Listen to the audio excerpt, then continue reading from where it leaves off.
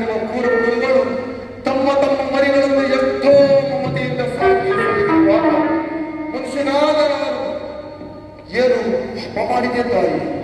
ಅಮ್ಮ, ಈ ಪ್ರಪಂಚವೆಲ್ಲವೂ ನನ್ನನ್ನು ಸೂತ ನೀಚ ಹೀನ ಕುಲದವನೆಂದು ಈ ಆಳಿಸುತ್ತಿದ್ದಾಗ ಒಂದೇ ಒಂದು ಮಾತಿನಲ್ಲಿ ಪರಿಹರಿಸಬೇಕಾಗಿದ್ದ ನೀನು ಅಮ್ಮ ಹೋಗಲಿ ಬಿಡು. ನೀನು ನನ್ನ ಹೆತ್ತ ತಾಯಿ, ದೈವಕ್ಕೆ ಸಮಾನರು. ನಿನ್ನನ್ನು ದೂಷಿಸಿದರೆ ನಾನು ಪರಮ ಪಾಪಿಯಾಗುವೆ. ಇಷ್ಟು ದಿನಗಳ ಮೇಲಾದರೂ ಮಗನೆಂಬ ಮಮಕಾರ